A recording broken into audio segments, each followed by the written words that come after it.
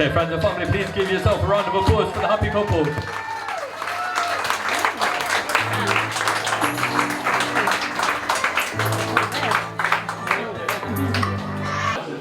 I met Miriam when I was approximately 26 years old. I went to America. I was on a training course called the National Coalition of Building Institutes, NCBI, and we were doing diversity work training.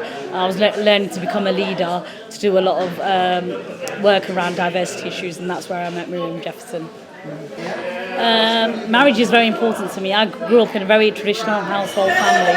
I really value the traditions and the culture, and to me, I wanted to spend my life with someone who, in a union and a bond, and some of the rituals that you do in a wedding were very important to me, and I wanted Miriam and I to join in that union.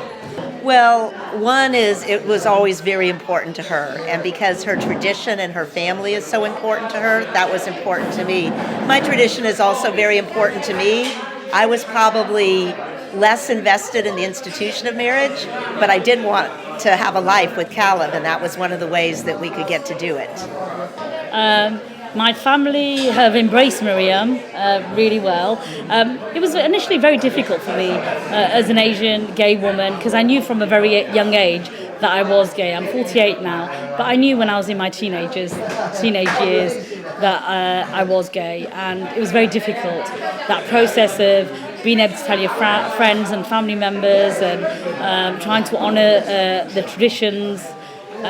So it's very difficult. But once I told my family and friends, which was a few years ago, so many, many years, I kept it a secret, they've been very warm, welcoming and embracing to Miriam, which has been really important.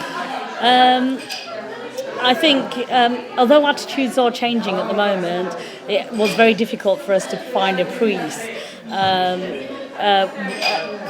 I tried many priests in Leicester, and many priests were very warm and welcoming and said, we'd like to do this, but they said that our federation won't allow it. So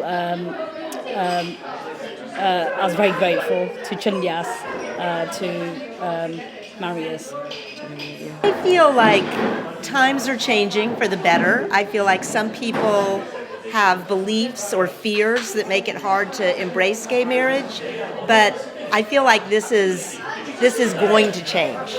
That as people get more comfortable, as people find out that people they already know and love are gay, then they want what's best for them, and they want them to be able to live their lives how they want. So mostly I think we're going in the right direction, and it's hard to really be against love.